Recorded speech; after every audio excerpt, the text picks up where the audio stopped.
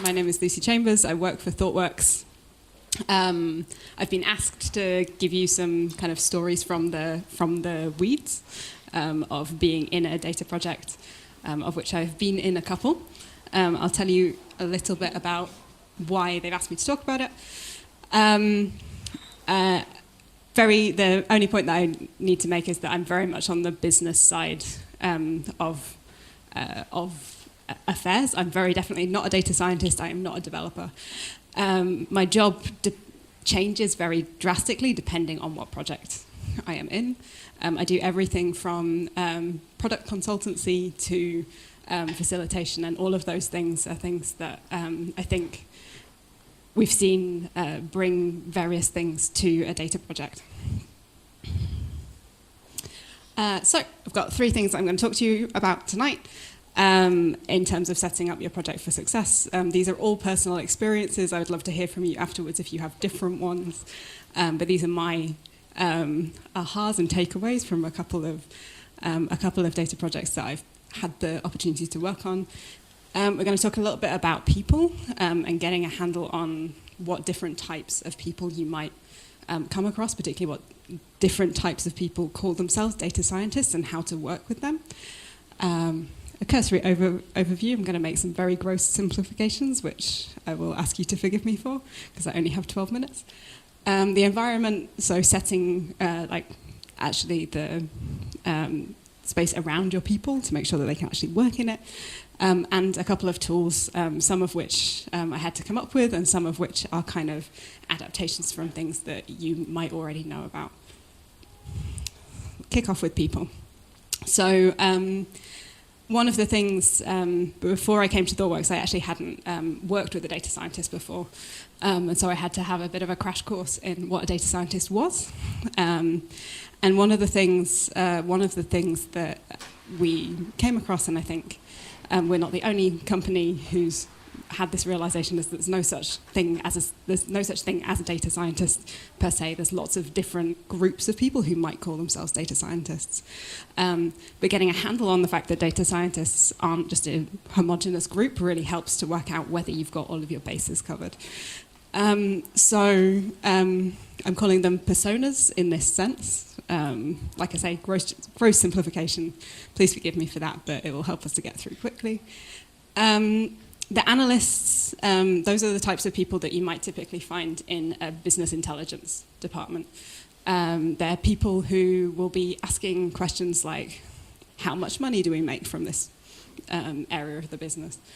They have a very wide range of tools that they'll work with. You'll have some that will be working purely with Excel sheets. You'll have some maybe that are using more sophisticated business tools, like SAS. And quite often we find that the outputs of their work are human readable. Then you have the researcher up here. We've called them somebody who we've seen as a pattern. These type of people are often people who've left a career in academia after having got frustrated with not being able to achieve certain things in academia. These are your kind of typical machine learning specialists. They work in a way that their outputs are very similar to design. They don't have a specific end. They can research until the end of the earth.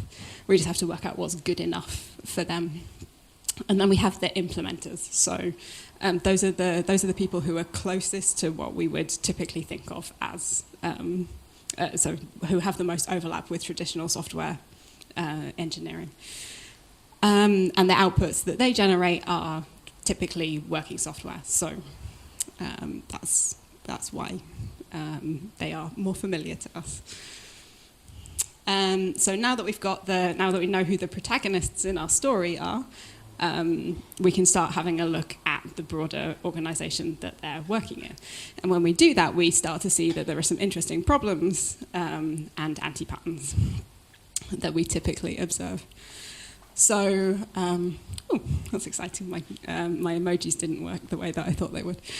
So the dream view of how a data science project should play out would be that you would have all of those three roles balanced quite nicely. You would have people representing all of those roles.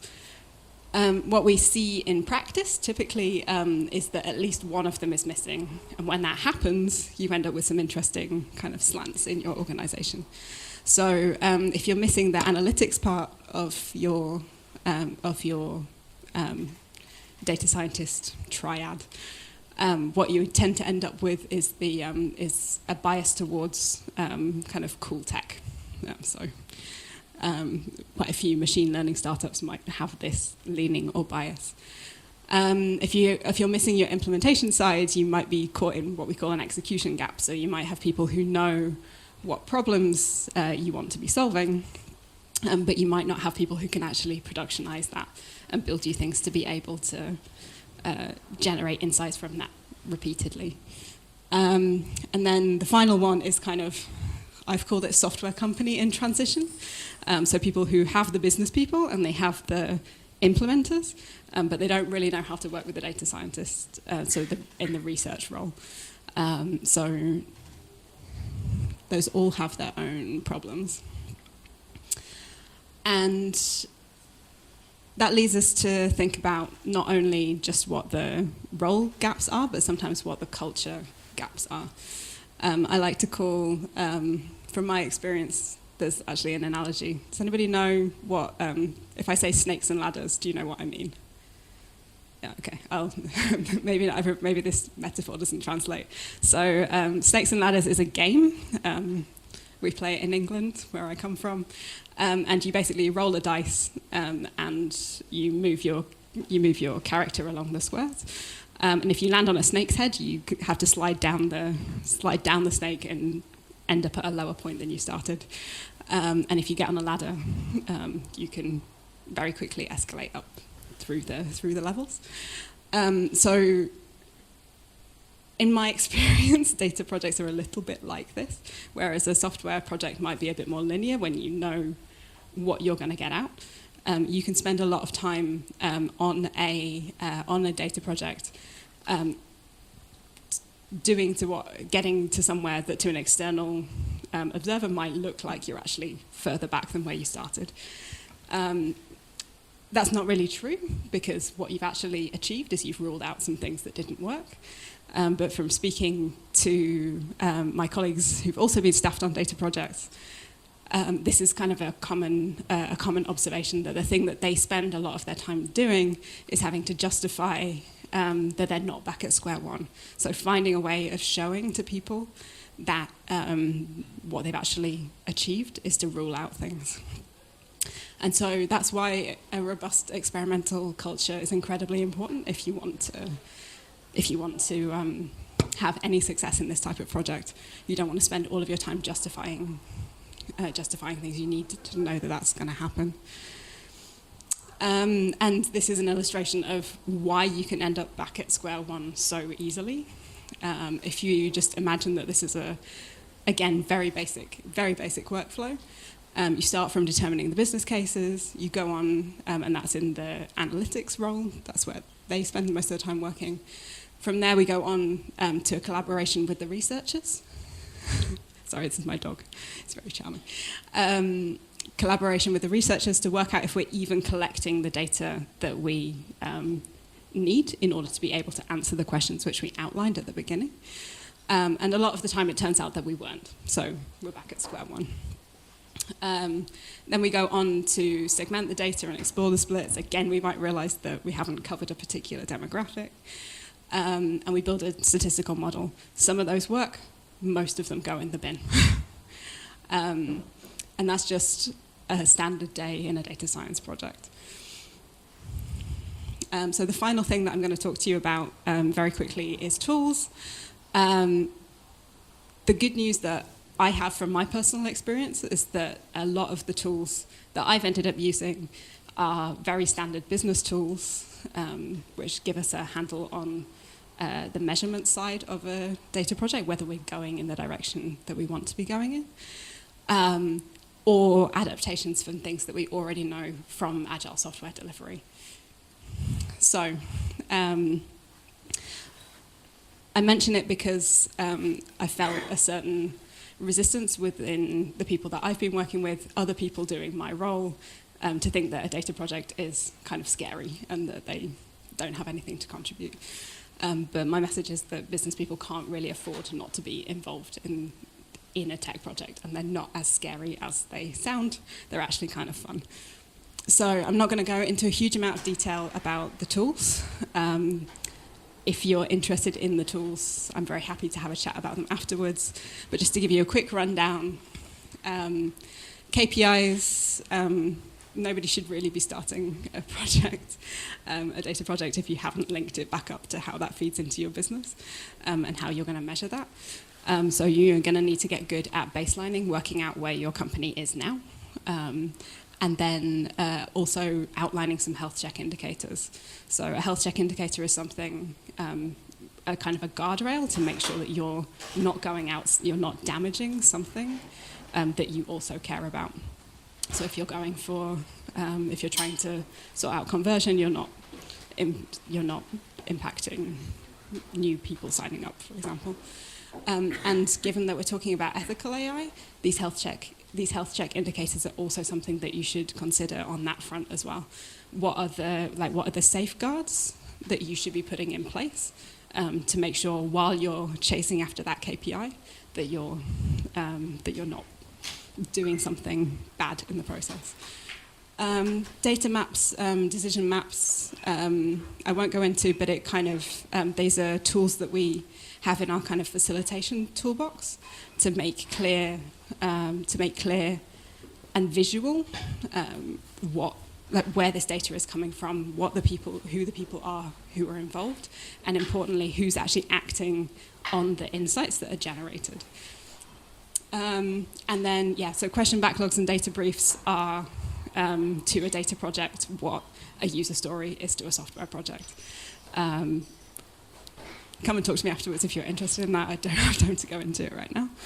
But my final 3 takeaways are that your best friends are to use plain language on a data project. It's incredibly easy to get lost in jargon. There are all kinds of reasons why it's tempting to do that. Using plain language and forcing the development team and the data science team to do so really helps you to make sure whether you're all on the same page and whether you're willing to make the investments that you're trying to make. The last one is to user test your findings.